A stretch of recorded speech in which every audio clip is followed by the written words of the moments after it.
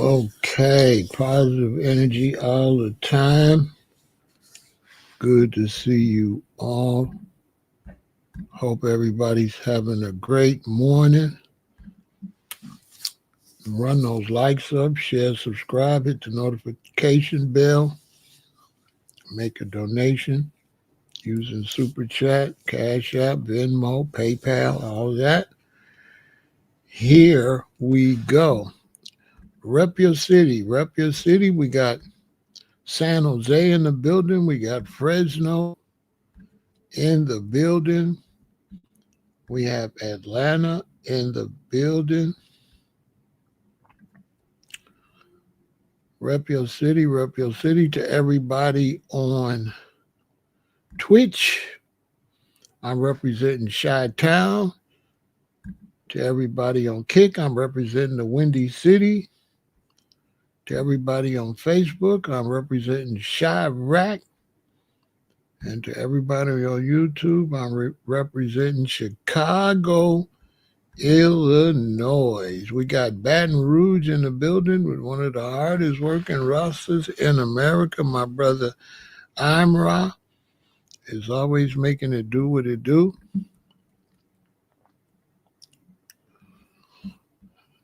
Nothing but beauty going on down there in Atlanta.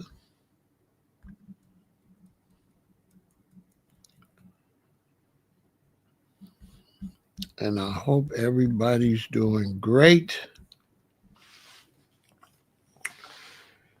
Because of the election, I backed up a little bit on reparations. I feel like people was jumped on reparations because the election was coming up. And I feel like after the election, once Trump was the president, I felt like people were not any longer focused. I was thinking that maybe there was reparation. It was a lot of bandwagoners. It seems to be that when those of us that are really pushing FBA, ADOS, and reparations, it seems like when we start pushing, a lot of phonies push like it's the end thing or fad. So I didn't want to waste no energy, but now it's time to put the pedal to the metal. Everybody's used to the election. The year is almost over.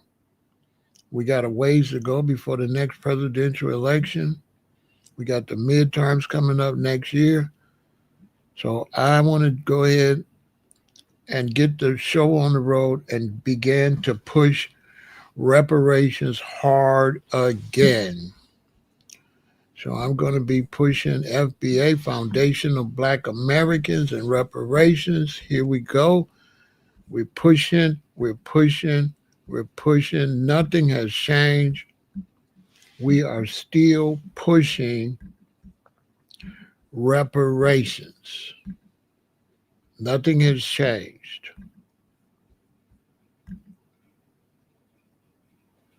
One thing we're not going to do, to debate it. And so this year there will be no debating reparations. That will not be happening.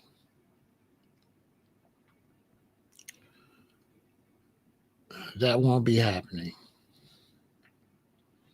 If you come over here and you're not for reparations, you will be ignored. The mods will handle you, put you on timeout or whatever.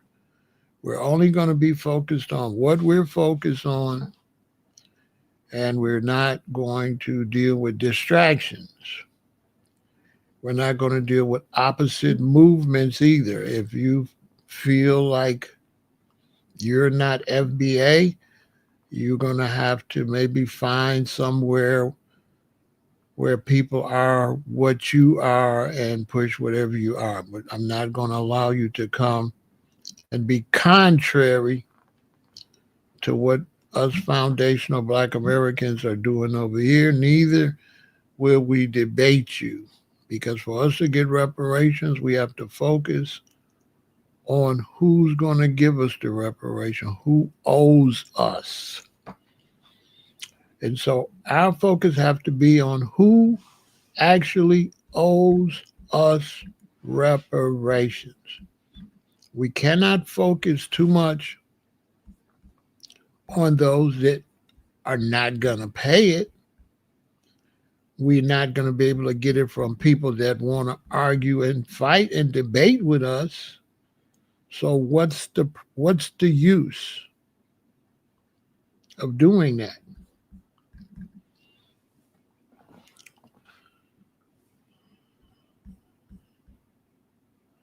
What's the use in arguing and fighting with someone that doesn't have the money anyway? They're a non-factor in what we're trying to accomplish.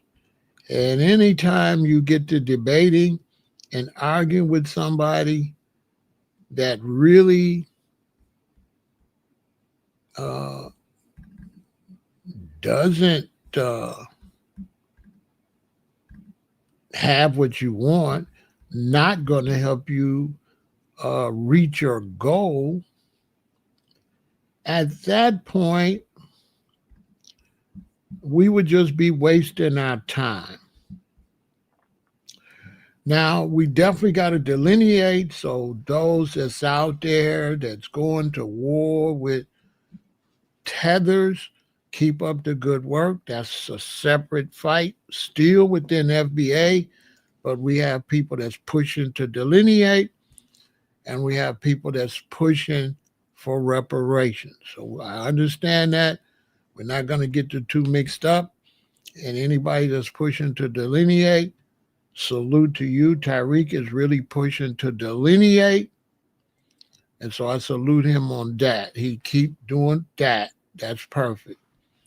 Meanwhile, he needs the rest of us to keep beating that reparation drum, because we need both of those. We need to delineate and we need to push for reparations. We need both of those because reparations is based on lineage, and we want to make sure that no infiltrators will come and try to say, I'm black too, and I came here from Africa, and we don't want that. We want the brothers and sisters from Africa to get their reparations from Europe or whatever. We want the brothers and sisters from the Caribbean to get their reparations from Britain and whoever French or whoever they owe them, and let us get our reparations from the companies and corporations that owe us. It's real simple. So I'm on that, and I'm pushing that hard. And right now we have Democrats and we have Republicans. So this conversation is Democrats, Republicans, FBA, and reparations. And for foundational Black Americans, we don't have time for you to too much concentrate on Democrat, Republican more than reparations, because reparations is directed at the United States government. Now, this is my belief. I believe we should be pressuring the United States government to do the research and collect the money from the trillion and trillion dollar companies that made the money. And so for a lot of white Americans, if you're watching this, the United States government doesn't necessarily have to pay the reparations, but the United States government could go and tax the companies that benefited from reparations and make them pay a large percentage, although the United States government still has to pay a percentage because the United States government allowed slavery to be legal for many years before they stopped it. So the United States government is definitely owes, but they don't owe all of the money, but they do indeed owe for reparations. There is no ifs, ands, and buts about that. They owe. So we want to make that happen, and we want to pressure the government to kick in that money for reparations that they absolutely owe. It's not nothing we're making up. We have the proof on who owes the money. Okay? We have the proof. Now, what I got some instructions for you all that's watching me. Do not waste any time debating other black people that are not responsible for paying us. If someone owes you, if John owes you $1,000 and you say, John owes me $1,000, and Kenny says, John shouldn't have to pay you $1,000, why would you argue with Kenny?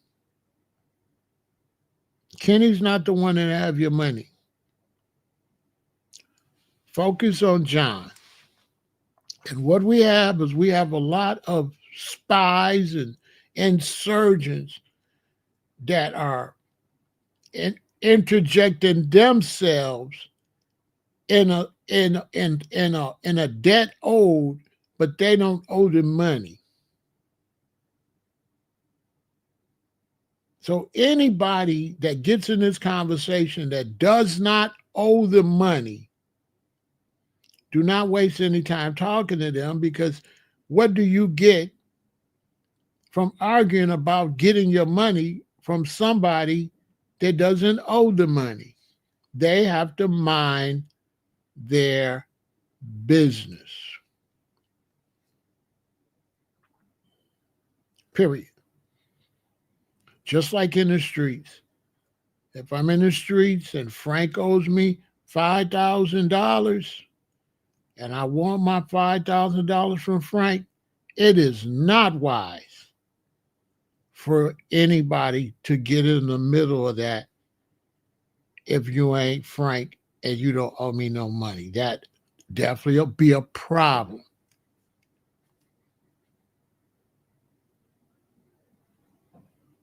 With you getting in my business while I'm trying to get my money.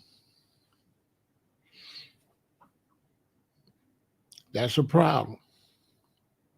Mind your business and worry about whoever you think owe you some money. And if don't nobody owe you no money, then go sit down somewhere. Stay out of our business. And I think for reparations, we got to be a lot more tougher. And we got to tell people to stay out of our business if they're not the ones that owe us the money. And this is the problem when we're all over the place arguing with everybody and not focusing on the person we're trying to collect the debt from. And that's what I'm going to be pushing all this year. We got to focus on who owes the debt. Not no troll or no insurgent that wants to jump in there and jump in the middle of it and distract us, and I'm arguing with them and they don't have my money.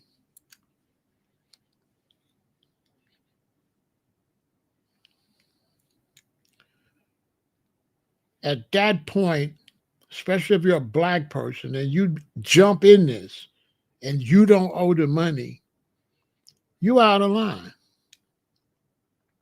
You definitely out of line. Why is you jumping in something when you don't owe the money? Mind your business. Why you jumping in it? So to make this all make some sense, first off, let's get to some of the facts of who owes the money.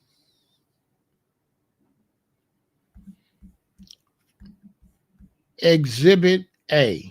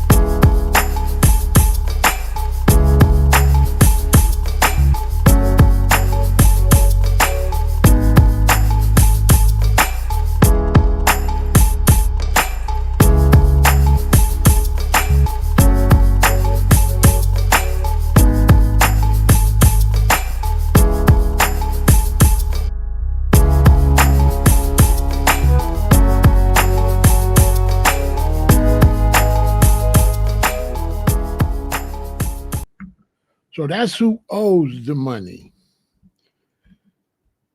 Those companies that we just looked at. Now, let's back that up. Let's back that up with some words. That was the reading. Now let's actually do the words. This who owes us. 13 corporations that profited from slavery. So here we go. Number 1, J.P. Morgan Chase.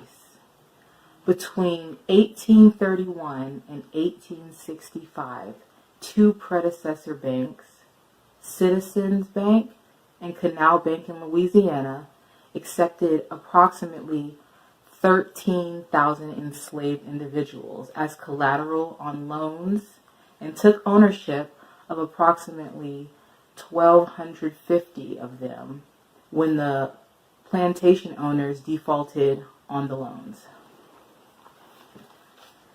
Number 2, New York Life, an insurance company, sold insurance policies on enslaved Africans. Number 3, Wachovia.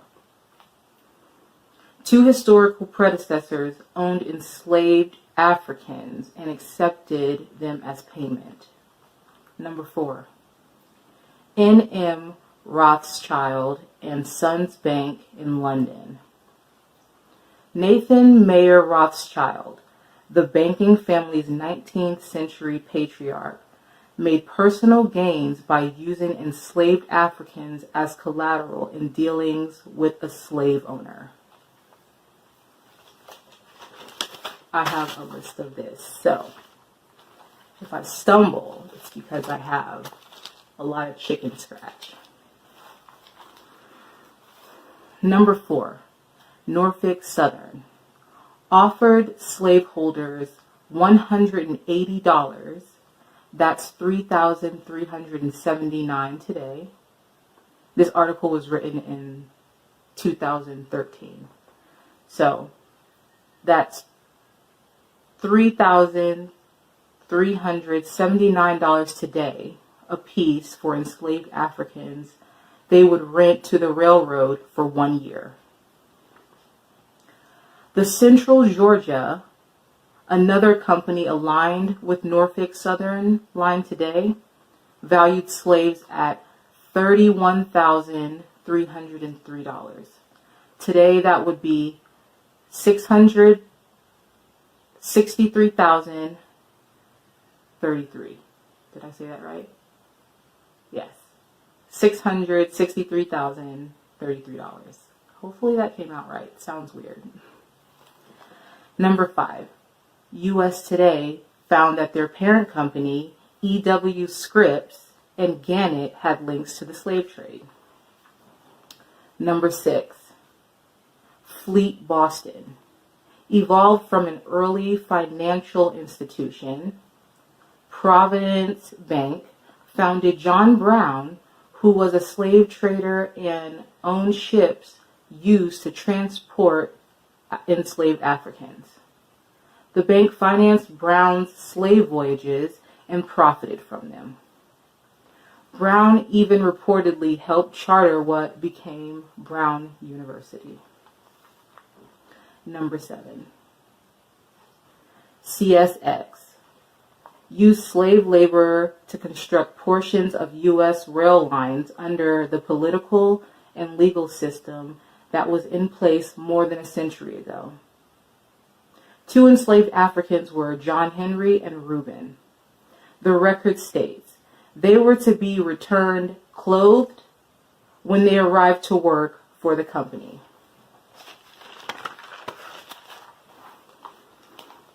Number 8.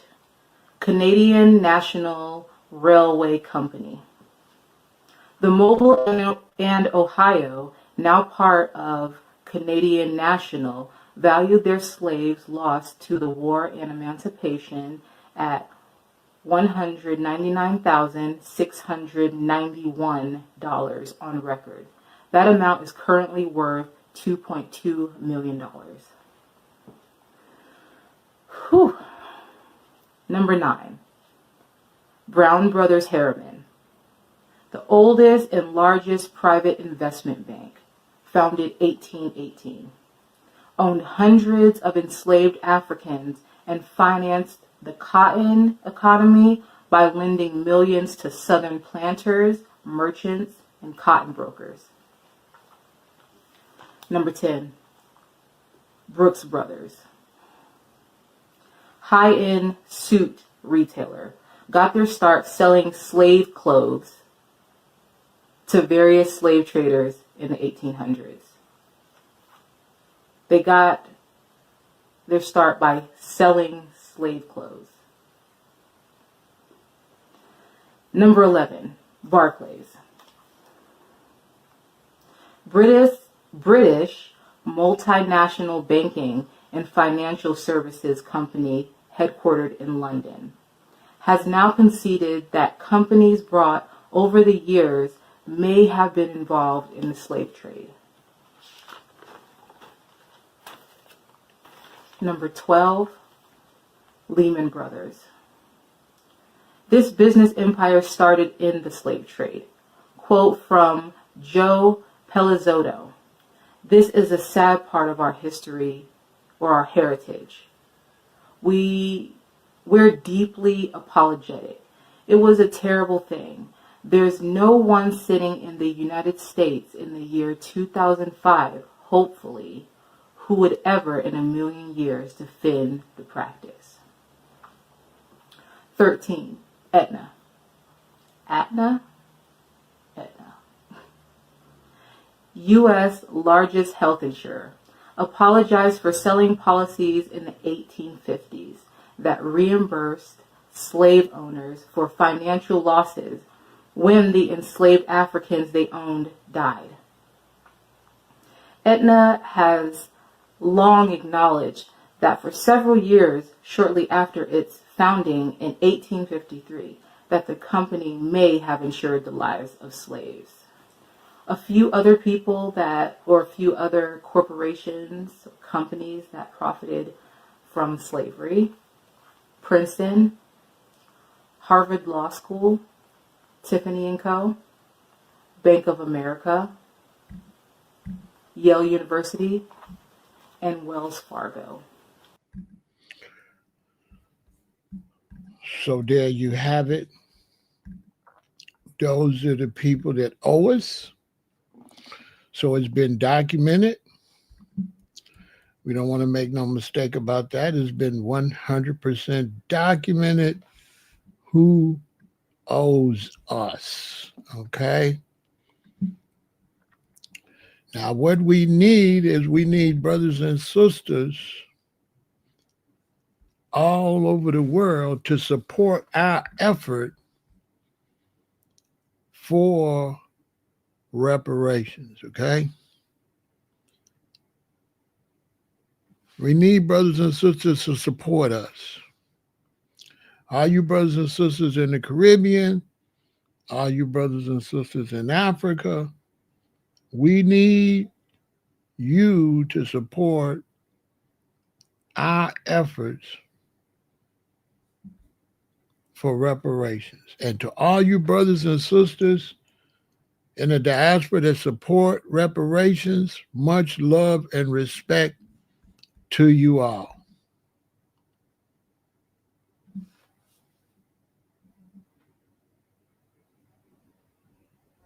African Americans, Black Americans, have more power than any other black people on earth. Let me give you some of the reasons why African Americans have power than any other black people on earth. You check outside Africa, there is no country in the world that they use the African name to represent certain people of African descent other than the Black Americans, the African Americans. You check in England, you can't see a black person there that will tell you that, oh, they call me African British.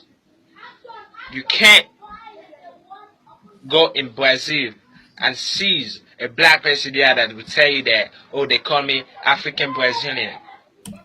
You can't go in Mexico and see a black person there and tells you that, oh, they call me African Mexican. The only place you can go and see the certain people of African descent that will tell you that, oh, they call me African American, is the U.S. And that's a power. Another power is the people in Africa have more respect for people that was born in the people in Africa have more respect for the black people that was born in America. The people of Africa have the respect for the people that was born in America. If a black person that was born in England came out here in Africa, and another black person that was born in America came out here in Africa, and some of them introduced themselves, the one that the African people will respect the most and will pay attention to the most is the one in America. The one that said I was born in America, from America.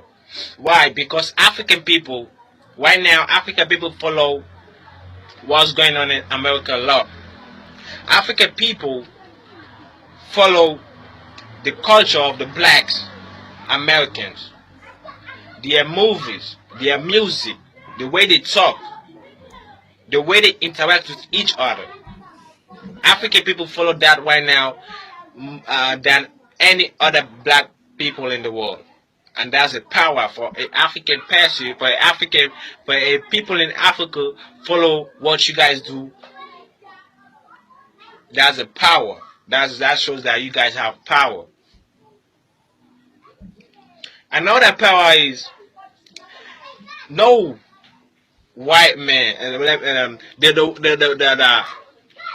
black man that the black people that the white men fear the most are the educated black Americans. Let me not put the educated. They are black Americans. No. Let me tell you this. African people, most African people, love a white man because they don't know what they're capable of doing. But you guys don't give a hell about the white man. You guys don't give a hell about them. That's a power. You guys have more power. Let me tell you another power. There is no there is no place you can go in the world and see black people living better than the ones in America. Black people in America have a better life than any other black people in the world. That's a power.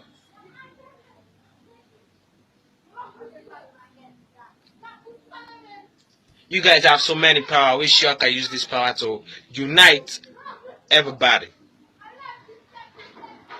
Because the power of y'all is so great. No, I have many things to include on this. I think I forgot some of them. But you guys really have power. You know, let me tell you this. African people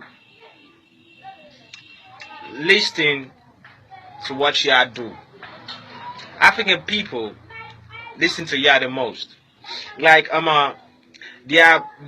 people are saying like all these Africans that are going out, and most of these Africans that are going out there in the U.S. like thinks you look at y'all down, like they think that they are better than y'all, you know, and everything. No, I just want you to do this for me. Like if you see any African person that look at you down, just ask that person why do he or she leave their country in Africa to go there in the first place if they are looking at themselves better than you are. Why do they leave their country to go there? It's because the life they will have there, they will never have it here in Africa. I'm telling you this for free. So don't let them look at y'all down because they don't better than y'all. No. They don't better than you, so don't let them look at you down. I'm saying this for free right now. You guys have more power than any other black people in the world. Know that. You should know that. Know that. And I wish you guys could use this power to unite everybody. You know, most Africans fear the white man, but you guys don't give a damn about them. They even fear you more than any other black man in the world. You, the African Americans, the black Americans, the white man fear y'all, but the white man can fear no African no black people in Africa. That's a power. You guys have more power. Know that. You should know that. Peace.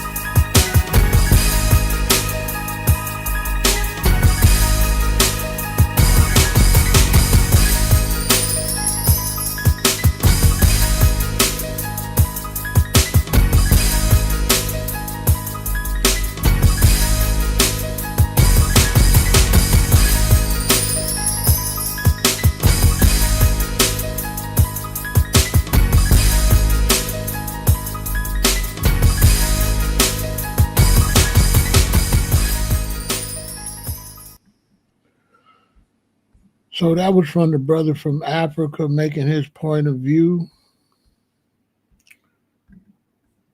I just want you to see how some other people look at the situation. We surely have to focus on reparations. We can't get caught up in Democrat, Republican, because overall we have an agenda we have to accomplish, and we need to be focused on making both parties work on what we want. I don't see how we can get anything by focusing on one party. I don't believe we can get anything by just focusing on the Democrats, and I don't see how we can get anything by just focusing on the Republicans. I think the only way we can get anything is to push what we want on both parties. Now, you have a right to vote for who you like, and I don't think that we should argue with each other about who likes this and who likes that. I don't think we should be trying to force each other to vote the same way unless you can show some tangibles that we're absolutely going to get. But one of the problems with foundational Black Americans is that, especially Black men, when they see that we want to go to the right, there are Black men that will intentionally go to the left. It's almost like self-hate. I see it time and time again. A large bunch of us say, go this way. And there's these Black men that just love to come out and say, no, go that way. And I don't know what that's about. I don't know what that's about.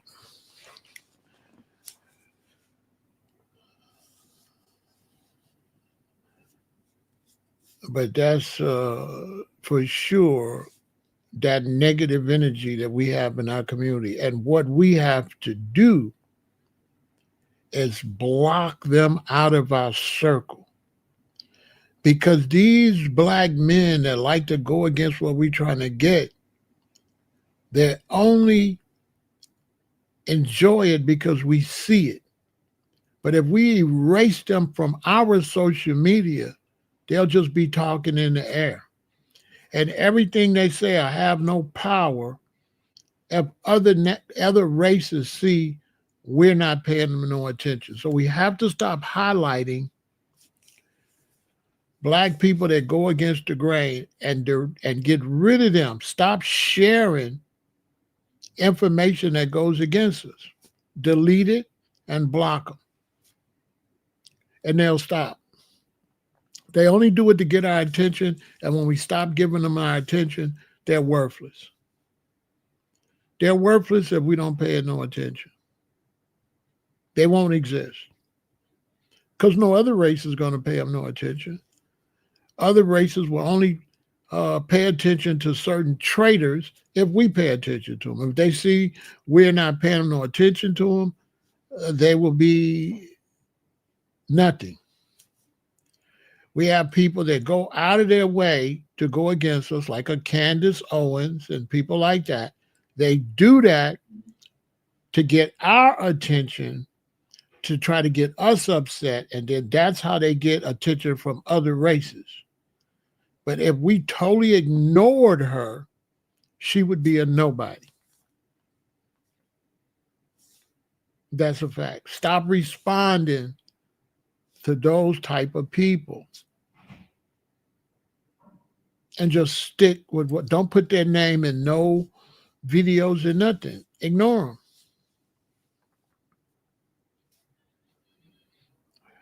They don't exist in our world. This is how we're going to have to focus mentally. They don't exist. That's the only way you can conquer, because you have people out there that will intentionally try to get your attention by going against you. But when they don't get your attention, Now they're just wasting their time. Make them waste their time. Somebody asked me, what about this brother? He says he's against reparations. I go, who is that? Never heard of him. Next question. Never heard of him.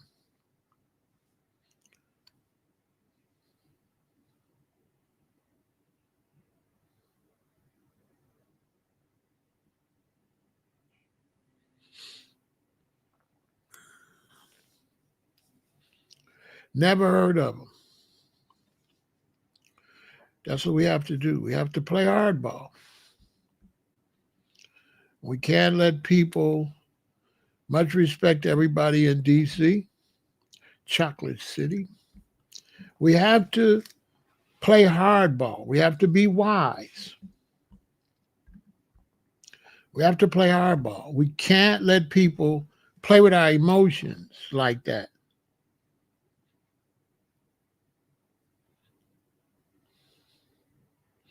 We have to be wise.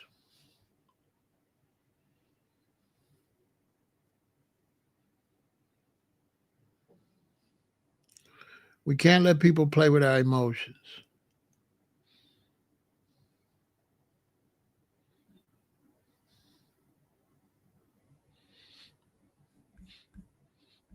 We got to move strategically.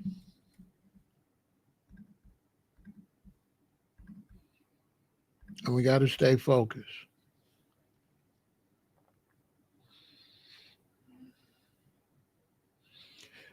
You don't want to be debating anybody that's against reparations.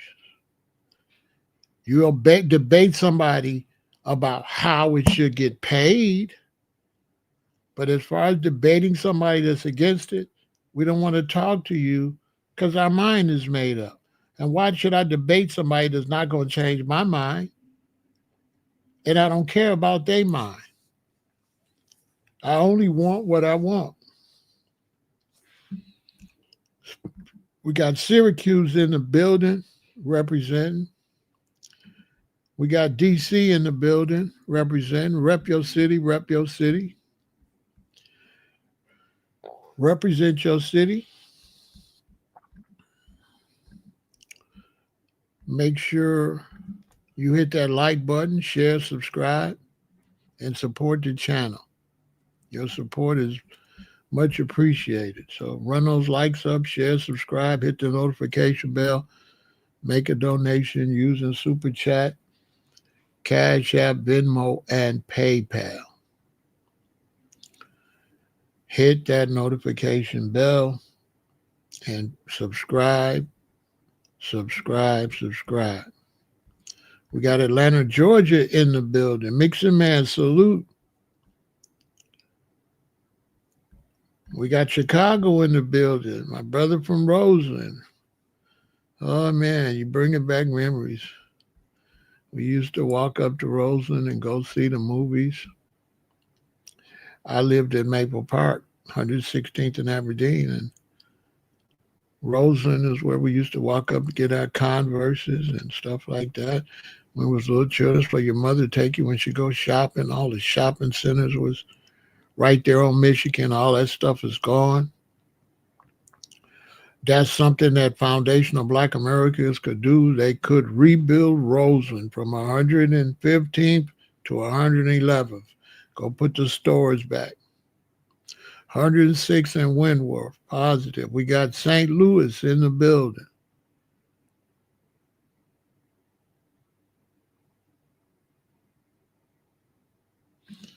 You have a great point. Just think if our ancestors didn't believe we could be free from those plantations or thinking we couldn't have civil rights. Yeah.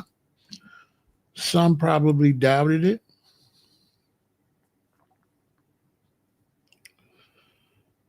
But, they ain't God. So people that try to keep us down, they not God. Their strength is limited. We see what just happened in Jamaica.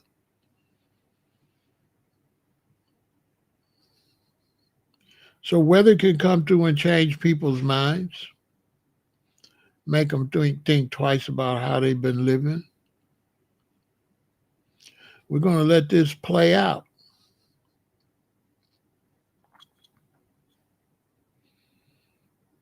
But we have to be determined to get reparations.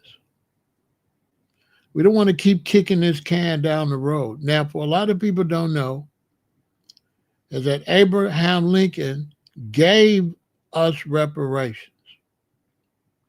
Reparations was given, and they had started distributing the 40 acres and the mules. Then he was assassinated, and they put a hater in there, and he went and took all that stuff back. So a lot of foundational Black Americans don't know that reparations was already stamped, and it was already decided by Abraham Lincoln that it was due, and the payments had already started going out. A lot of people don't know that.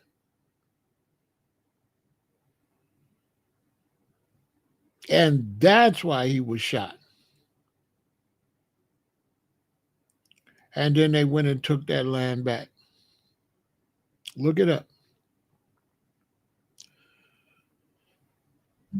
I forget the general who was responsible for redistributing the land. He was one of the ones pushing it. A white general was pushing that. Yeah, give them their reparation. You know, they unalive Lincoln for that. That's not told when they talk about the assassination of Abraham Lincoln. They don't tell why. It was because he was giving Black, foundational Black Americans reparations. He had started issuing the 40 acres and the mules. And they was afraid that if we got that 40 acres and a mule up that East Coast from the South, that we would just be too powerful if we had all that land. Especially the way we could grow. We would have been a dominant force, but where they made the mistake at is the whole America would be a dominant force. And this is where white Americans need to really wake up and start looking at the fact that any money brought to the country is good for the entire country. There was another man.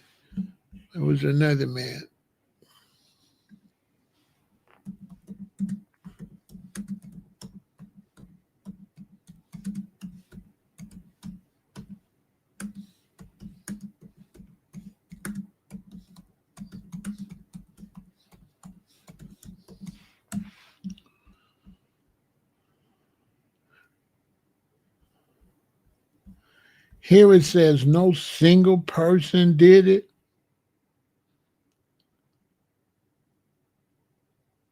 They said Abraham Lincoln was,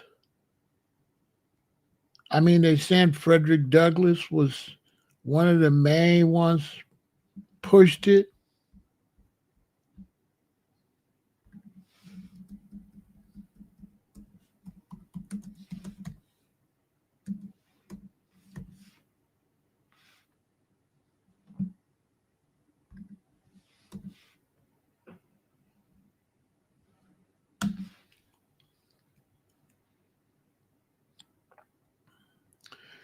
General Sherman.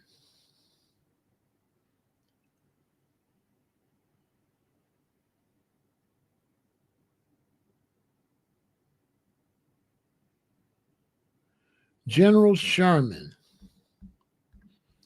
is the man.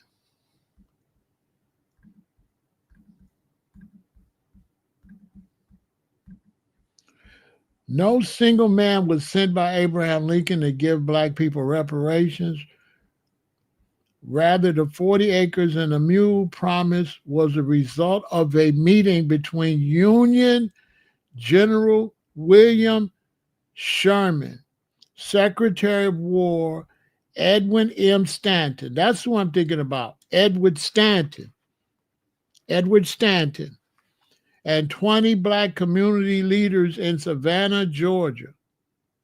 Lincoln approved the resulting Special Field Order number 15, which allocated confiscated land to 18,000 freed families, but the order was later reversed by President Andrew Johnson when they unalived Lincoln. But Edward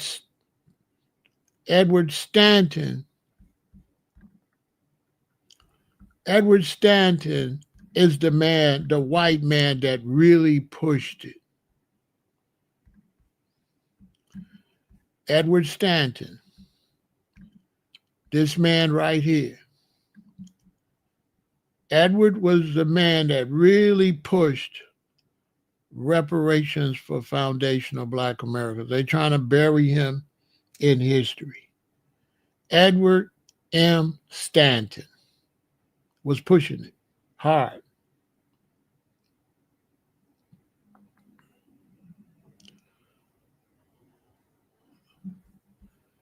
Okay? Edward M. Stanton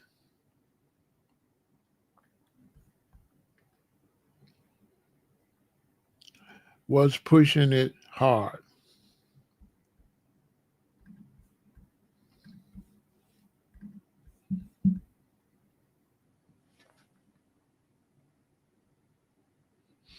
Yeah, he was pushing it hard.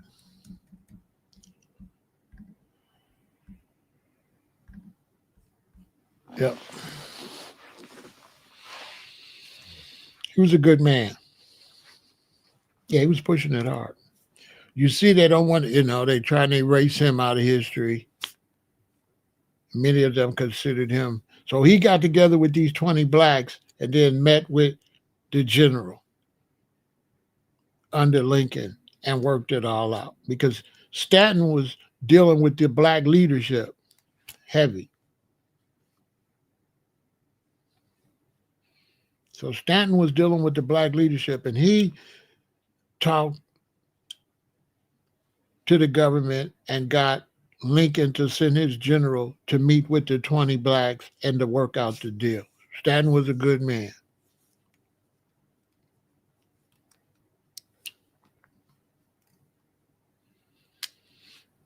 It wasn't a total white against black thing because there was a lot of whites that had the Underground Railroad that hid slaves, help them escape up to Canada and all that. There was a lot of cool whites up in Canada. So it wasn't totally white against black. That's not really true.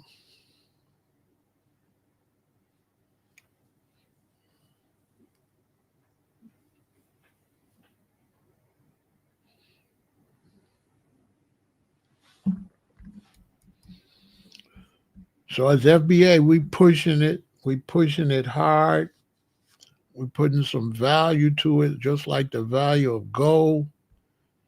And we're putting a lot of value into reparations. And we're not playing. Don't play with FBA because we're not playing when it comes to reparations. We're not playing with the mentality behind FBA. We don't want anybody talking about FBA in any kind of way. We don't want nobody comparing it to Pan-Africanism or none of that. Get down or move around. We're not doing none of that. I had to get on a Pan-African about that, mixing that all together instead of just staying in his Pan-African lane. Bro, keep Tariq and FBA and stuff out your mouth. You either with it or you against it. Ain't no fence straddling. And later on tonight, I'm going to be talking about the timeline in history. So I'm going to be talking about that later on tonight. That's going to be a heavy conversation. I'm going to talk about separating time periods. Because people say, why your name Pharaoh and why you look at Kemet? I recognize ancient history. But when it comes to reparations and FBA, I'm separating time periods. You got this time period and you got that time period. I'm in this time period where I need my reparations now. I'm in this time period connected to these people over here. I'm not connected over here. I'm connected to the blood in the soil over here from my relatives that picked cotton and was abused, that lost their culture, lost their language, lost their religion, lost any knowledge of their history. I recognize this ancient connection, but it's not important. This connection has nothing to do with my children's inheritance, my inheritance, my great, great, great, great grandparents, and my great, great grandparents being abused. So I'm 67 years old. And my great grandparents and great great grandparents was in slavery for a fact. My great grandmother that I used to stay with in Alabama, they picked cotton. My grandmother picked cotton. My daddy and my mama came up under Jim Crow. My mother went to school with the black girls that was unalived at the Alabama church bombing. That was one of the motivations between the March on Washington. My mother went to school with them. My mother also went to school with James Brown, that went to jail for unaliving a white man.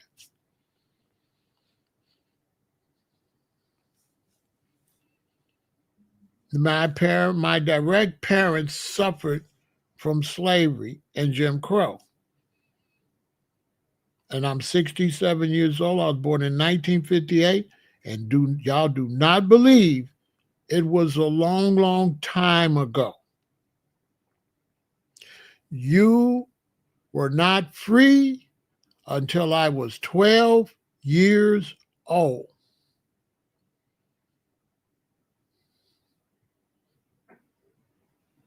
Point blank, period. You were not free on Juneteenth. They declared you free, but you were not free until 1970.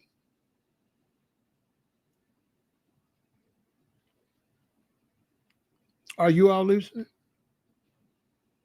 You were not free until 1970. If you wasn't here in the 60s, you don't know what you're talking about. Because when I was a child, we were not free. If we were free, there wouldn't have been a Martin Luther King, a Malcolm X, and a civil rights movement. What was the civil rights movement for? The completion of your freedom. The ability to sit where you want to sit. The ability to ride on the bus wherever you wanted to ride on the bus. If you couldn't ride on the bus, if you couldn't sit in a restaurant and eat, how were you free?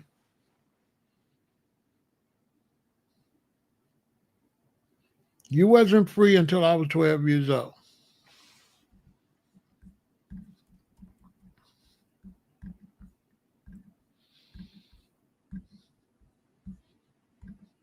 Yeah, you wasn't free until I was 12 years old. Anybody tell you anything other than that is lying.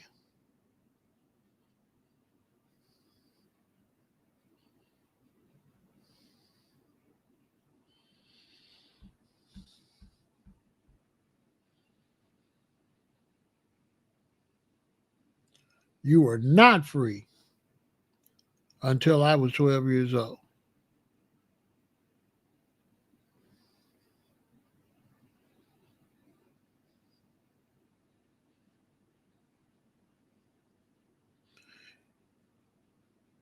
And there's nobody my age would tell you anything different. The only people would say something different is somebody that wasn't here.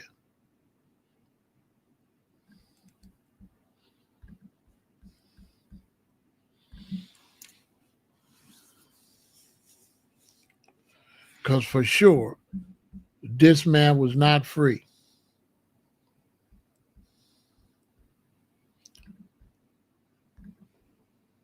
He had to drink off a certain fountain, and he bet not drink off the other fountain.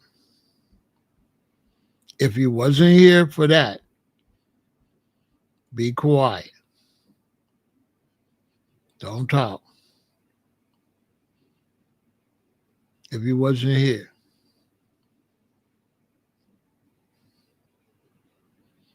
If you wasn't here, be quiet.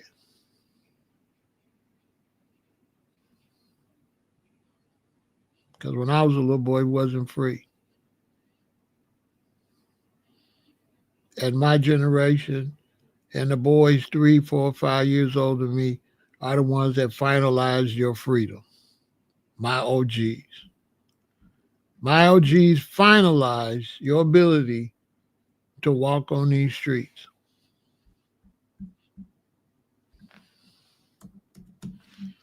And that's an absolute fact.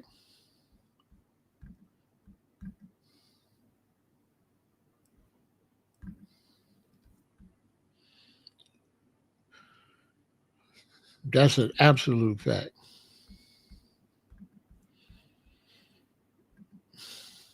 Because when I was a little boy and we went down south, you better have one of these. You better.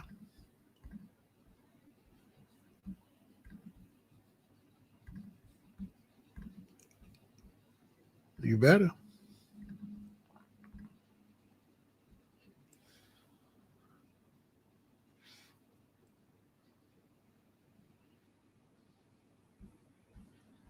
And a lot of people pay dearly for you to walk around on these streets.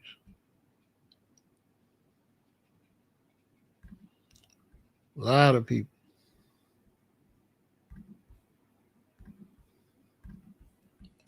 A lot of people didn't know if they would ever see their family again.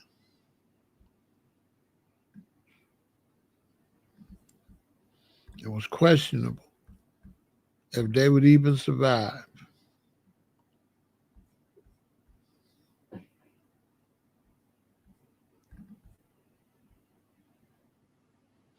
When they put you in there, you might not get out. This is MLK and Ralph Abernathy. They didn't have to come home. They could have did whatever they wanted to them in there. That's how brutal it was.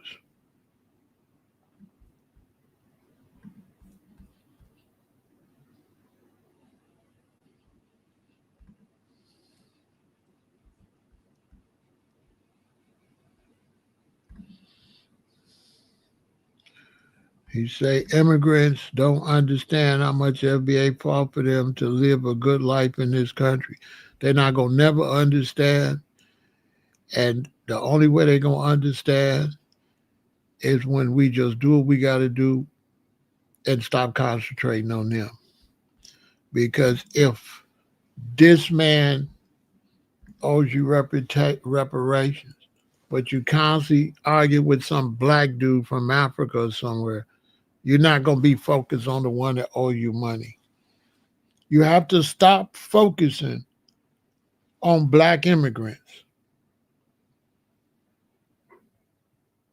If you stop responding and talking to them, they'll shut up. You're feeding into it. Ignore them. They are a distraction. If a man owe you $5,000, are you going to argue with a man that tell you that the other man don't owe you $5,000, or are you going to focus on the one owe you $5,000? If James owe me $5,000, am I going to argue with John that keeps saying James don't owe you nothing? James don't owe you nothing. No, I'm going to concentrate on the one that owes me. And black immigrants that's jumping in our business are a distraction, but you're allowing them to be. Stop talking to them. Stop talking to them. Because you're letting them troll you. on the internet. And I don't know why you letting them troll you on the internet, because they don't say nothing to us outside on the streets. So what they said on the internet is not real. Because they no African or no Caribbean going to walk up to us on the streets and tell us nothing. So on the internet, why would you pay attention to somebody on the internet? If they want to say it with their chest, tell them to come outside and say it. If they don't come outside and be willing to say it in our face in the United States, I'm not going to argue with no African way over in Nigeria. Tell them to come to Chicago and talk crazy outside in Chicago. Other than that, stay in Africa. I'm not listening to what you're saying. I'm not finna argue with you. I'm going to concentrate on who owe us. That's a big mistake, to spend too much energy on somebody that don't owe you. Focus on who owe you. I'm not arguing with no Somalian or no Sudanese that don't owe me no money. What I can say to the Africans is, be glad you don't owe me no money. That's the only thing I can say to immigrants. Be glad you don't owe me no money. Because you ain't powerful. And if you was in this country and owe us some money, it'll be a problem. So just be glad you don't owe me. That's all I can say. And let us deal with these companies and these powers that be that owe us. Stop focusing on people that don't owe you no money. That's bad strategy. All the energy we putting on black immigrants is taking the energy off of these companies that owe us money. That's a horrible strategy. You ain't put no pressure on the people that actually had you in slavery, the people that actually owe you money. You putting all the pressure on some people that don't owe you nothing and ain't about nothing and can't do nothing. What you look like arguing with an African that can't even control his own natural resources in Africa. And I'll say the same for the Africans. Why would you be trolling us about reparations when you a buster in Africa? People punking you in Africa. People are punking you in the Caribbean. Why are you paying attention to me? I ask Jamaicans right now, are you thinking about me now? After the hurricane? No. Now you got to focus on Jamaica, what you should have been focused on. If you would have been focused on Jamaica, you would have been more prepared for the hurricane. But you're too busy in my business. And now look at you. I'm not in your business. Stay out of mine. It's real simple. Imagine if you was a Jamaican against reparations for Black Americans. I bet you ain't talking about it now. You don't even got no internet now. So, y'all, we need to focus. Because the brothers and sisters in Africa, they're going to pay their own price in Africa. Stop arguing with them, because y'all already know what's going to happen to them, because they sitting on the natural resources. So brothers and sisters in Africa that's all in our business got to be some of the slowest blacks in the world. They can't see what's coming. They don't see China and Russia and America coming. I don't even see our African got any time to even pay any attention to us. And right now, look at Rwanda. Look at all the countries in Africa that's all the Africans that's being unalived in East Africa, West Africa, Central Africa. Just look. Look at what's going on in Kenya. All you got to do is look. It's mad unaliving going on in Africa right now. Right at Tanzania. I can't even name all the places. where so too many Africans is focused on the wrong thing when they should be focusing on Africa. I'm not going to argue with no African that's a sitting duck in Africa. East Africans that's paying attention to FBA, y'all need to focus on East Africa because y'all sitting in a war zone where you got time to worry about us. I'm not worried about you because pretty soon you ain't going to be able to talk to me no more. You're going to have to get busy in East Africa. You're going to have to get busy in Nigeria. You're going to have to get busy in Tanzania. You're going to have to get busy in Uganda. You're going to have to get busy in the Congo. So you think I'm going to waste my time talking to you when you got problems? So for you brothers and sisters in Africa that's speaking on FBA, I don't know what's wrong with y'all. All the problems you got coming down the pipeline.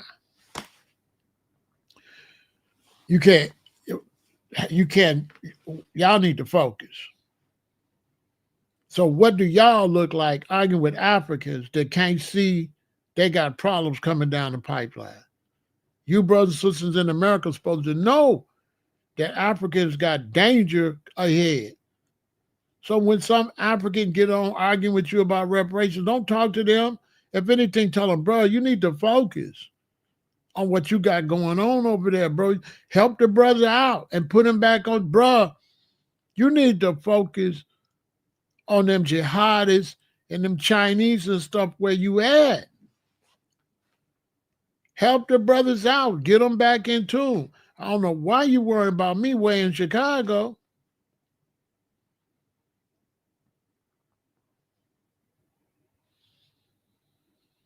It's not healthy for none of our people to be hating on each other. You in Africa hating on us, you put Africans over here in danger. We here hating on Africans over there. We put Black Americans over there in danger. Y'all just putting your own people in danger with other danger that we already got. Black Americans, we always in danger over here. There's always some racist group over here trying to come to power. Africa, you sitting on all the natural resources. You got your own problems. I don't know how Africans got any time to focus on anything over here. So knowing that, why would I argue with somebody that's sitting on a powder keg themselves? All I gotta do is be quiet. They'll get their wake-up call. If you think I'm lying, just go and look at uprising in Africa and see how many countries right now is going haywire. All over Africa. All up in the Darfur region, Sudan, Somalia, Tanzania, the Congo, Nigeria, all over. All over. Burkina not safe. It's going to be up.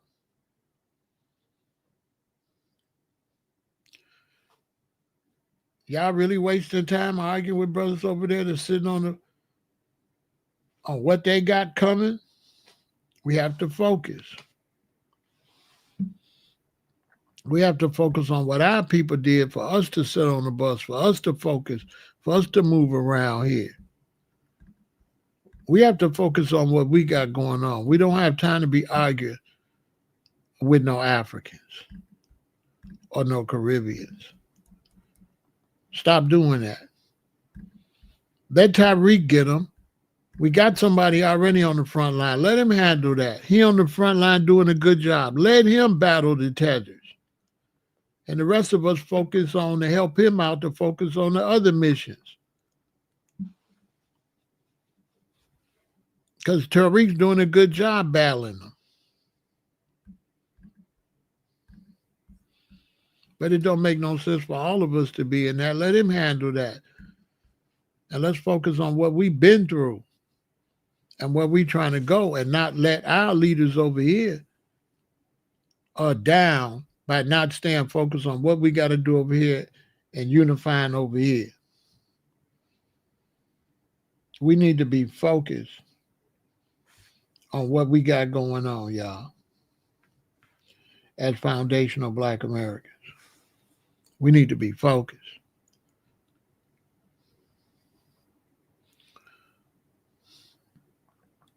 We need to be focused on what we got going on.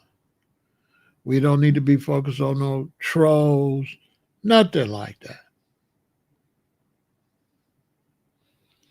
You understand? Just focus on what we got going on. That's it. Arguing, beefing, all of that is ridiculous. Focus on what we got to do. There's nothing to argue over. The internet, you already know the internet is full of trolls. Why would you let trolls troll you? You gotta let a troll be a troll, basically.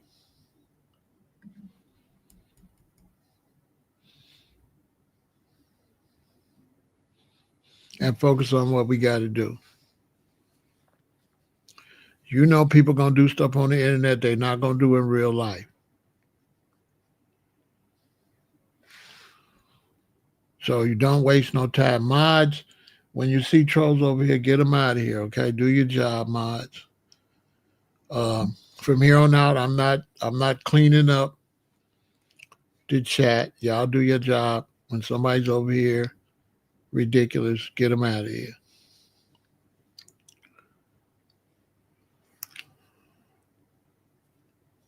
And do your job. Do I got any mods over here?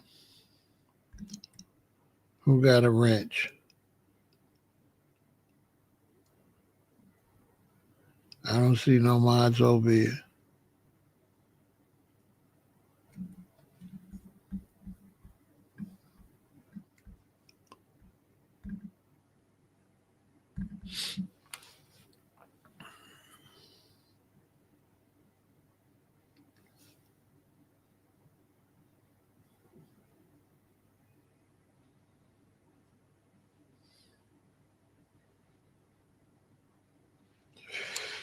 You're right. Things only change when you say you don't need them, but things will change more if we realize we need each other.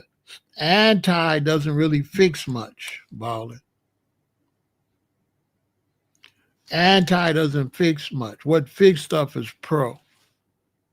And so rather than show other people we don't need them, it's not showing them we don't need them. It's just focusing on us. And then they just ain't getting no attention by default. In other words, if I got a baseball team and I got a game coming up next week against the blue team, and you're a baseball team and you're the orange team, but next week I got to play the blue team, I'm focusing on my game with the blue team. So you're getting ignored by default. I don't got to play you. And so they should be ignored by default. We should be too busy. It's like when you at school and you're trying to get good grades and you sitting up towards the front of the class and you listening to the teacher and you doing your homework and other children is playing. You don't be spending time telling them stop playing. You don't be spending time telling them to do their homework. You just don't play and you just do your homework and you get your A's and you go to the next grade and you go to high school and you go to college. And they just got to do what they got to do. You don't spend no time telling them, y'all need to go to college. Y'all, you spend time on yourself. So it's not necessarily about ignoring them. It's about we're not spending enough time on what we are doing. We're not spending enough time balling. We're not spending enough time together doing what we need to do.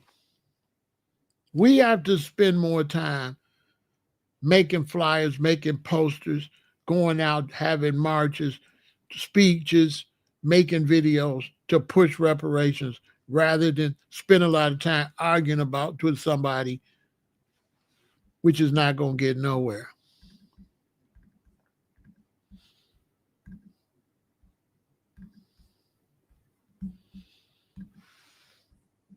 Because we have people that we have to focus on.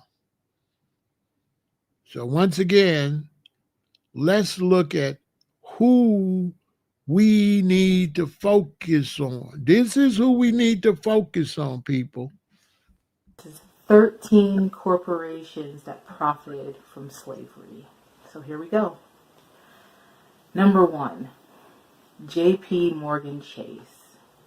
Between 1831 and 1865, 2 predecessor banks, Citizens Bank and Canal Bank in Louisiana, accepted approximately 13,000 enslaved individuals as collateral on loans and took ownership of approximately 1,250 of them when the plantation owners defaulted on the loans.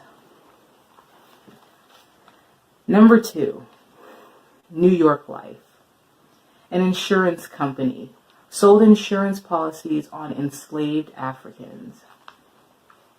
Number 3, Wachovia. 2 historical predecessors owned enslaved Africans and accepted them as payment. Number 4, N.M. Rothschild and Sons Bank in London.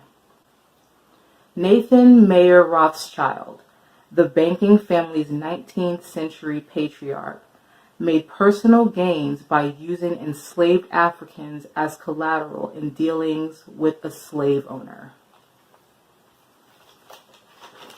I have a list of this, so if I stumble, it's because I have a lot of chicken scratch. Number 4, Norfolk Southern offered slaveholders $180, that's $3,379 today. This article was written in 2013. So that's $3,379 today a piece for enslaved Africans they would rent to the railroad for 1 year.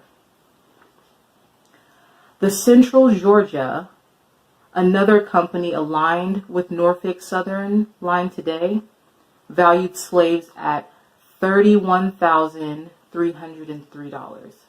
Today that would be $663,033. Did I say that right?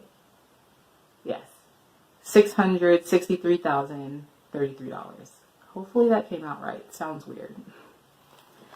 Number 5, U.S. Today found that their parent company, E.W. Scripps and Gannett, had links to the slave trade.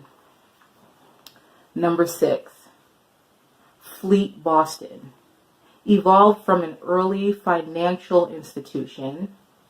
Providence Bank founded John Brown, who was a slave trader and owned ships used to transport enslaved Africans. The bank financed Brown's slave voyages and profited from them. Brown even reportedly helped charter what became Brown University. Number 7, CSX used slave labor to construct portions of U.S. rail lines under the political and legal system that was in place more than a century ago. 2 enslaved Africans were John Henry and Reuben. The record states they were to be returned clothed when they arrived to work for the company.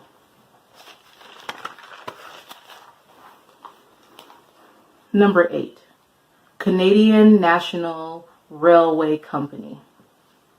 The Mobile and Ohio, now part of Canadian National, valued their slaves lost to the war and emancipation at $199,691 on record. That amount is currently worth $2.2 million. Whew. Number 9, Brown Brothers Harriman, the oldest and largest private investment bank, founded 1818. owned hundreds of enslaved Africans, and financed the cotton economy by lending millions to Southern planters, merchants, and cotton brokers. Number 10, Brooks Brothers. High-end suit retailer, got their start selling slave clothes to various slave traders in the 1800s. They got their start by selling slave clothes. Number 11, Barclays.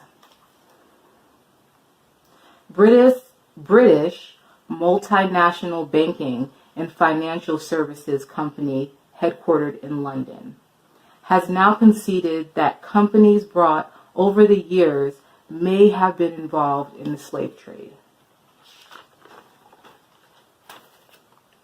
Number 12, Lehman Brothers. This business empire started in the slave trade.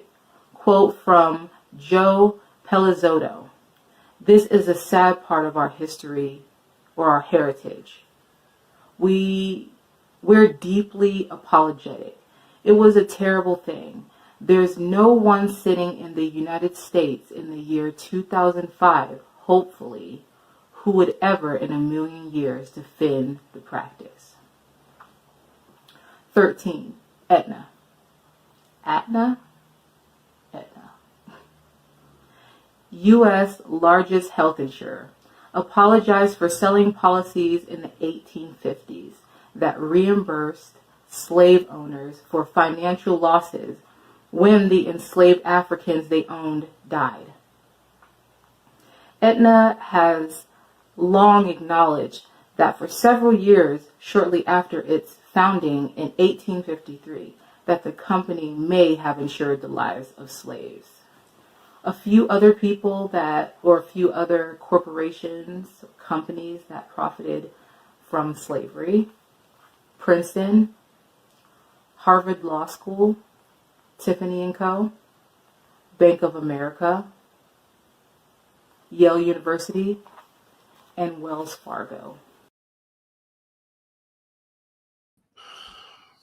As far as money is worthless, I'll take $100 million cash right now. So I don't buy into that. I got cash, and I'm still spending cash. So I'll take cash right now. So hit the Cash app, Venmo and PayPal. I'll take cash. Cash is valuable to Pharaoh, okay? It's 2025 and cash is very valuable.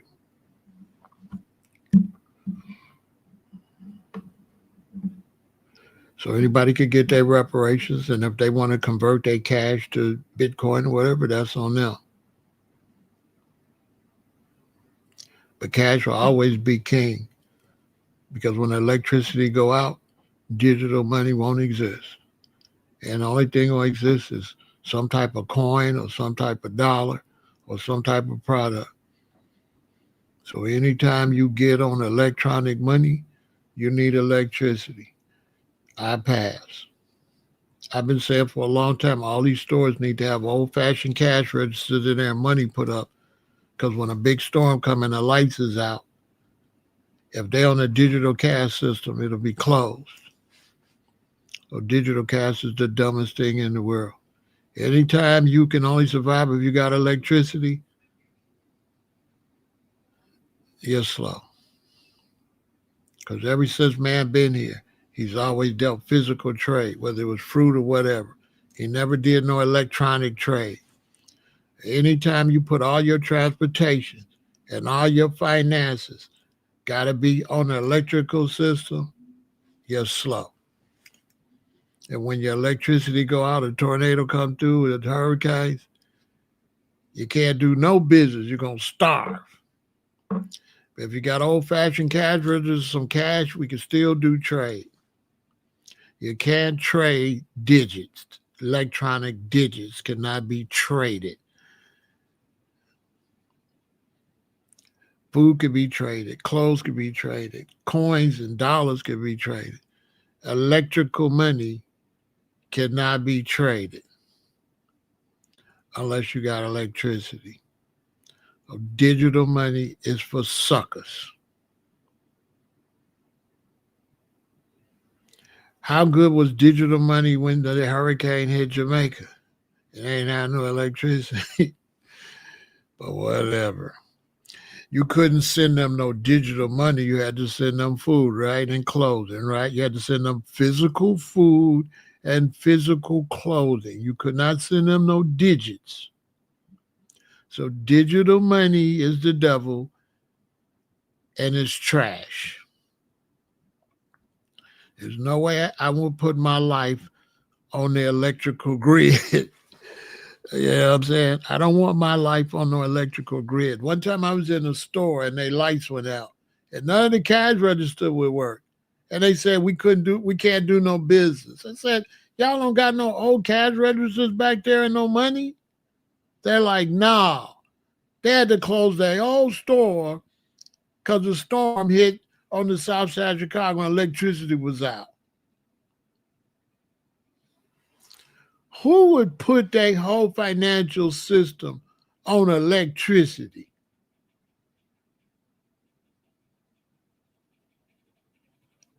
Imagine if you couldn't talk if you didn't have electricity.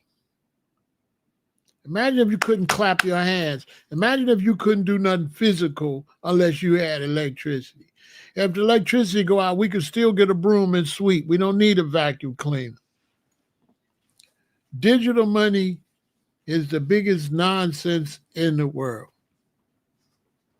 Digital money is the most dumbest thing ever. They won't call it what it is, electronic money, because then they wouldn't want it if they realize no electricity, no money. And the electricity is always going out.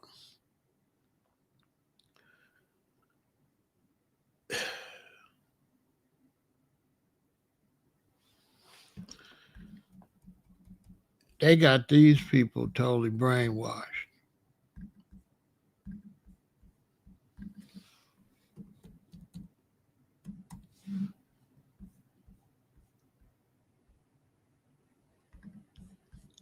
Who remember when the electricity went out in Greece? Y'all remember that? Several years ago?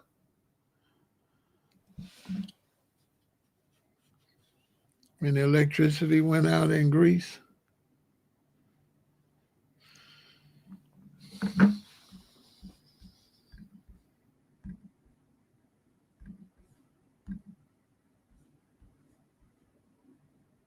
And they couldn't get nothing. Y'all remember? When the electricity went out and all them people was just depending on the ATM, it was a disaster. Man, have a bank with a vault with cash in it. Imagine the only way you could get your money is the ATM and electricity go out.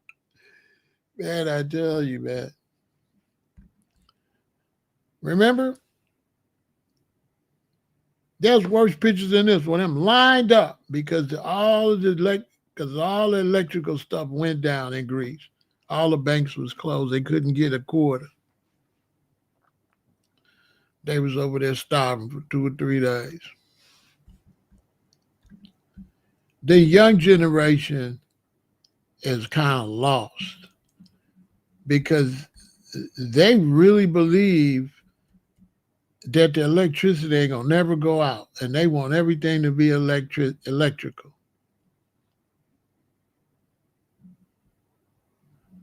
They want their cars to be electrical. Ain't no electric car as good as no gas car, because the electricity cars you can't even charge your car up.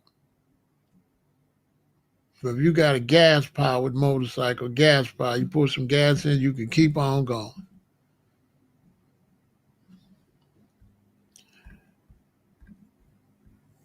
They sell the young generation, make them think it's some cool new stuff You know, it's crazy.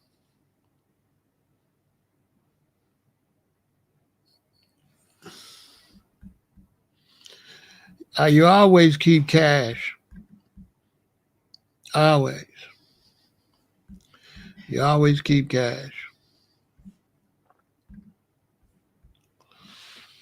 in case of emergency. Digital money is a disaster just waiting to happen.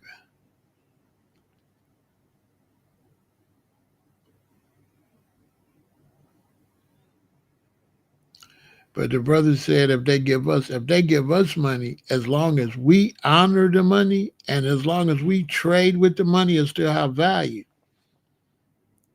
See what I'm saying?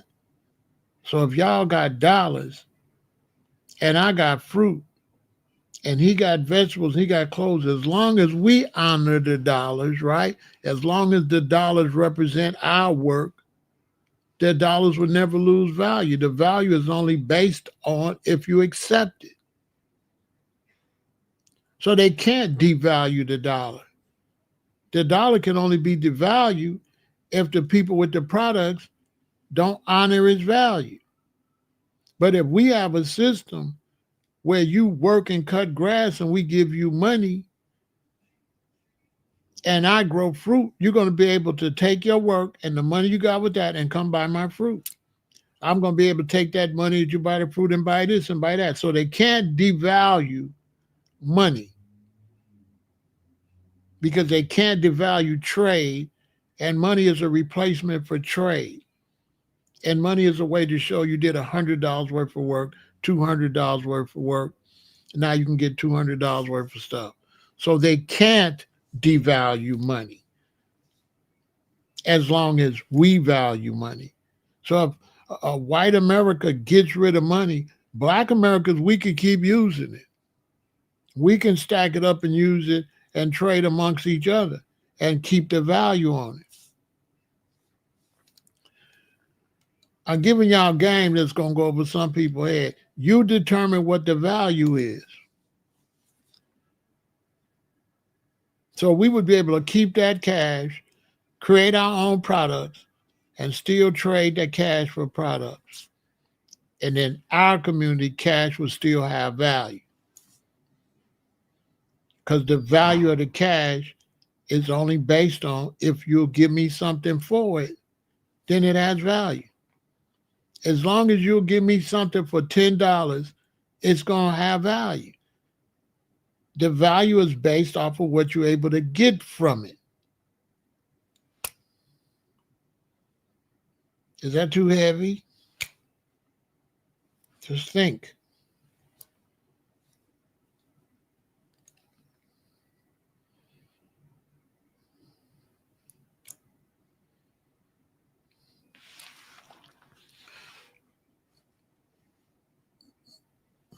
How can you take the value off of something that I'm going to accept and have value? Can you take the value off of coochie when the prostitute sell her coochie? No. As long as somebody give her money for the coochie got value, right? She want $25 for it. And you can't take that value off the coochie. You can't take the value off of fruit. You can't take the value off of bananas. You can't take the value off of anything that somebody else is willing to accept in trade. They cannot take the value off of cash. They can brainwash you to think they can, but they cannot. The only way they can take the value off of cash is to make sure you can't produce your own food, make sure you can't make your own clothes, make sure you can't build your own homes. Now you can't build your own homes to exchange for the cash. That's how they control you. They don't control you with a cashless society. They control you by you not making nothing, by you not growing nothing.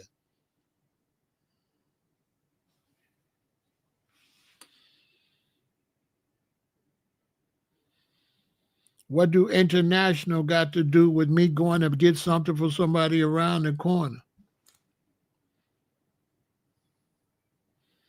No, you don't have to trade internationally. Who told you that? So if I want something to eat and you down the street and you got food, I got to trade internationally? If you got a little farm and you growing potatoes and stuff, why I got to go internationally? For what? Or you just hell bent on pushing your philosophy that I already proved don't make no sense? What do I need internationally if you got food and I build my own house and I can eat and I can go home? What do I need? What make it? You've been living in this system too long.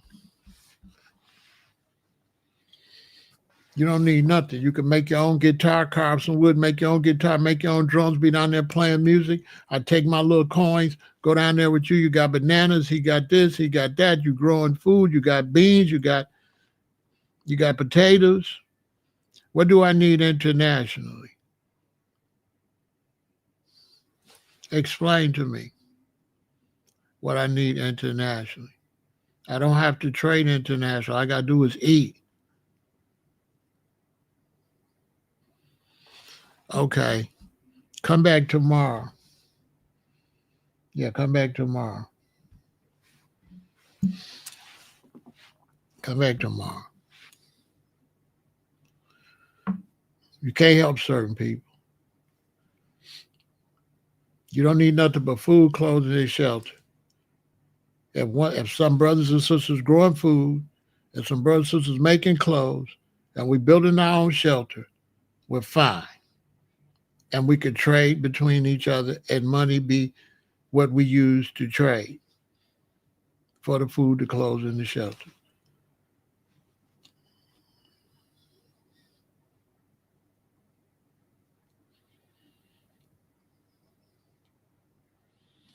I can't waste my time when you hell bent on not listening. Because if everything collapses, ain't gonna be no international trade. You have big natural disasters, ain't no planes, ain't no international trade. So I'm not gonna waste my time with foolishness. I'm finding out the hard way. As I told y'all, as long as you value something, it has value. He don't know what he's talking about.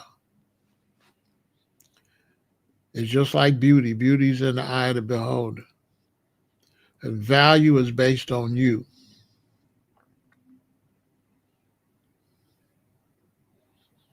Value could be work. So if I'm growing food and you come and build me a hut, we can work out a value where I give you so much food for building my hut. So value, you put the value on stuff. I don't know why some young brothers don't listen. They can't learn. They don't learn. They don't listen. And don't be knowing what they talking about. That brother don't know nothing what he's talking about. He doesn't even know what value means. You determine value. And you could trade with no money. You could trade goods and services for goods and services. You wash my back, I wash yours. I can't waste my time with the younger generation. They really believe this is life. They never built fences. They probably don't even cut the grass. They don't know work. They wasn't here. They only know the computer world. And they believe the computer world is the answer. They believe you can't survive unless planes are flying all over the world. They don't know that you can be in Alabama and everybody can survive in Alabama. So everything you're saying is totally ridiculous. Because if you're in the South, you could grow your food, you could build your homes, you could have everything you need to live.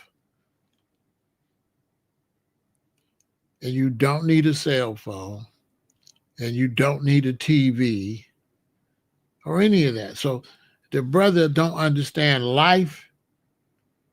So that's why I just let him come back tomorrow. Because he not understand the basics of life. Food, clothes, and shelter. You don't need international trade to have food, clothes, and shelter. Man had food, clothes, and shelter before he had ships, before he had planes, before he could fly all over the world. People survived and had food, clothes, and shelter, and people traded. You got a bunch of oranges, I got a bunch of watermelons, right? You give me some oranges, I give you some watermelons. Now I got oranges and watermelons, you got oranges and watermelons. He got some grapes, I give him some oranges for the grapes. And, oh, you make a shirt? How much oranges you want me to give you for that shirt? Here. Because you still got to eat. You willing to give me this shirt for the oranges so you can eat. And so I'm talking basic intelligence. I'm not talking make-believe European fake economical global nonsense. All that stuff we talking was economical nonsense.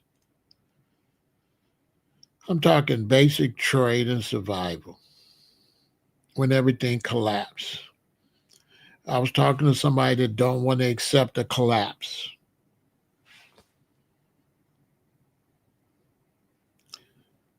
Want to say how we gonna survive if everything collapsed? We was here before everything was built. What make you think we don't disappear when it fall back down? What? Okay, the lights go out. We know how to light fires and make torches. You see what I'm saying? I can't talk to certain brothers. The certain brothers believe if the electricity go out, we gonna be in the dark. When we had torches before electricity. As long as it's dirt in the ground and wood, we can have somewhere to live and we can grow some food and we can survive.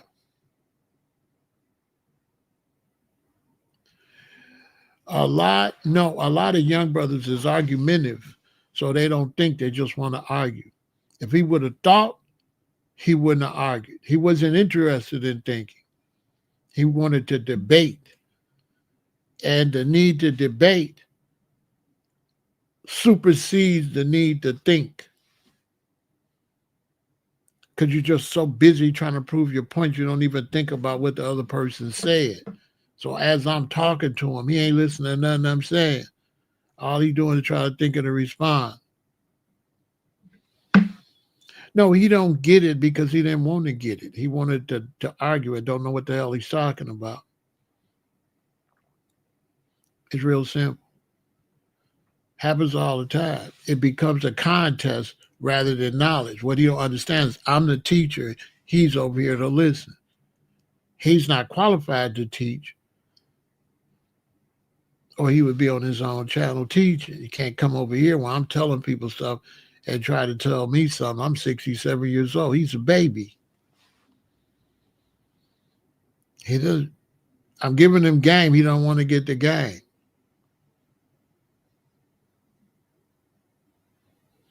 What you gonna do when the lights go out?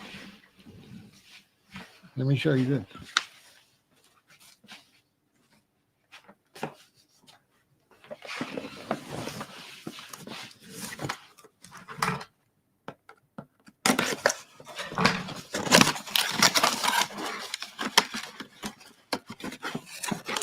These are the LED lights that you charge up. You put them in here and you hang them up and they don't go out.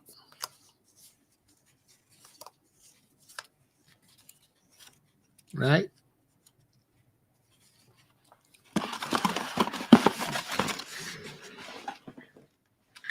And they stay charged a long time. So not only is he not aware of the primitive days, he don't even know about the new technology. So these are the LED lights. that need no electricity. So the brother's slow. He just stayed because I could taught him a little so.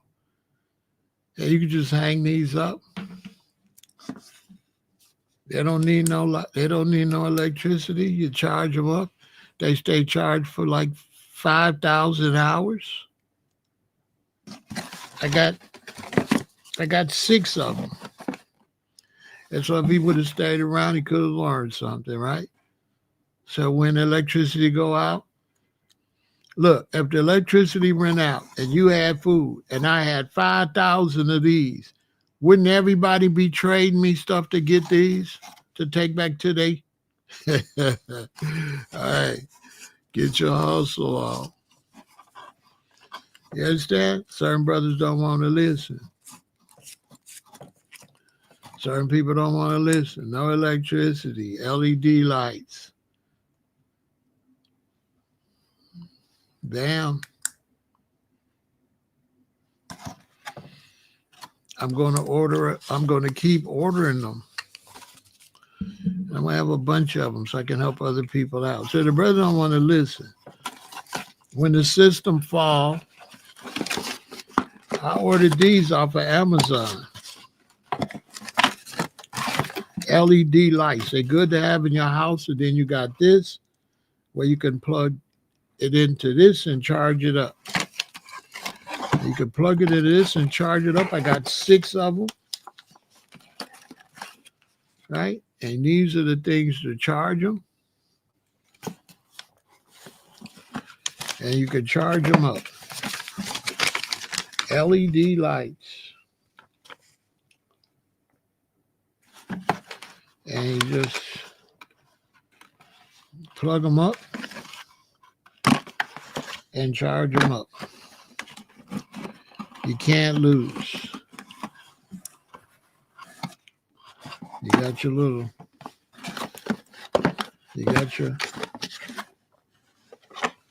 your little charger right here. You plug it up and charge it up. And once you charge it up, it lasts forever.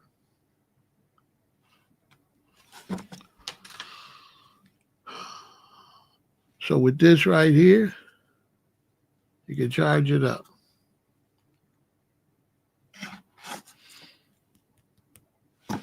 So I can plug the lamp into this and screw this into the lamp.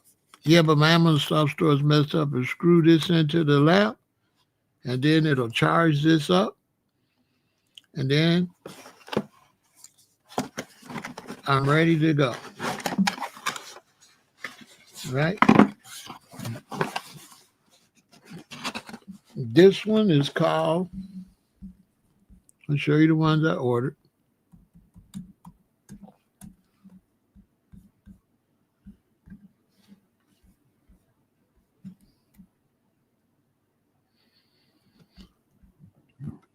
This is the one I ordered.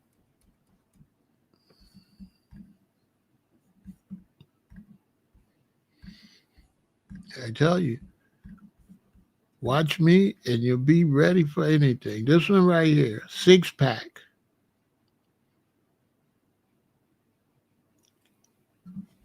The store is Deboa Bulb Store.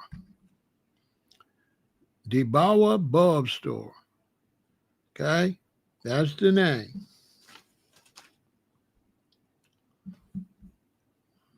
Okay? That's the name. 48 hours, light up. 24 hours, light up. All you do is charge it up. I got the 6-pack. And they have different companies. I'm going to order some from different companies and see which one worked the best. But I just went on ahead and got this one to... And so if any storms hit Chicago, I will not be in the dark. Okay? And also, I would get them and hang them up sometime and turn these lights off and save on your electric bill, huh? So I'm going to be using mine. I'm going to be having these lights off and cut my electric bill all the way down. So I'm going to get a couple more boxes, and this is what I'm going to be using. I'm not going to be using these lights no more. These lights is finna be retired. I'll turn them on every now and then, but I'm not going to be using these lights. I'm going to have this hanging up in the bathroom, this hanging up in the bedrooms. I'm not going to keep paying them no electric, man, when I got free electricity. I heard Whack 100 say that. I got LED lights. And I went and looked it up. And I'm not finna, right now they charge me. These finna be off.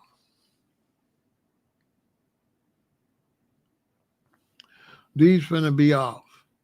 I'm gonna have my LED lights on. I'm not finna keep paying. I'm finna cut my electric bill down to hardly nothing. Oh my soul. Why would I be paying electric bill when I got free light? Ain't no way. They out of here. They're gonna be like, how his bill went down so low? Y'all out of here.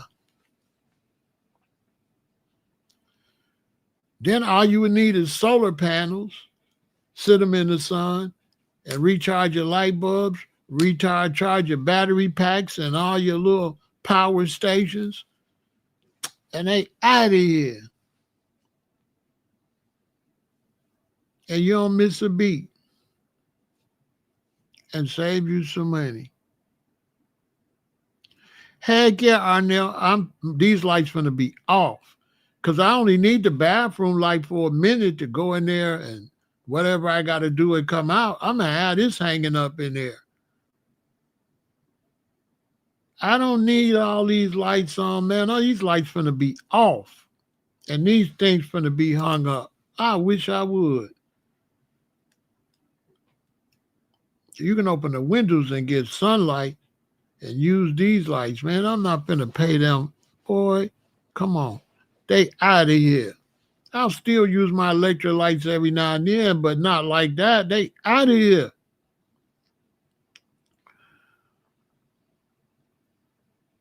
They out of here. By next Monday, these lights going to be off. I'll turn on my lights when I do my live stream so it'll be nice and bright. When the live stream over, all these lights is off and them lights is hanging up.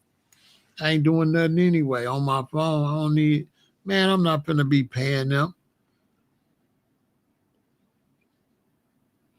I was going to show y'all when I do my survival. I got to do another survival. Another thing I got. Hold on.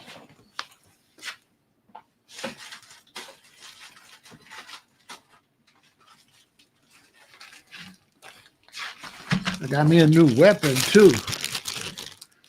I'll do another survival show in a couple of days. I got a new weapon. And this is like a high-powered slingshot. Right?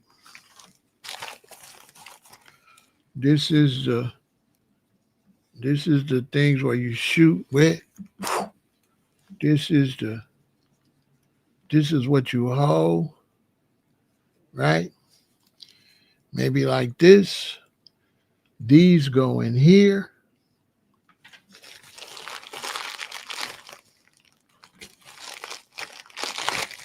And they shoot these metal beads enough to get you out the way. In case I gotta go stealth. And you're out of there. I just got this. I haven't put it together yet. I'll put it together before I do my survival. This bad boy is nice right here. You unscrew this and you put those, when you screw that, it closes. So I already see where you put the straps. You put the straps in here. Then you close it. Right? And then you just Bing! Nice and stealth and quiet. It didn't cost much. Nice. Look at these. Metal. These are metal. In case you are a meat eater, you can catch you a rabbit if you have to.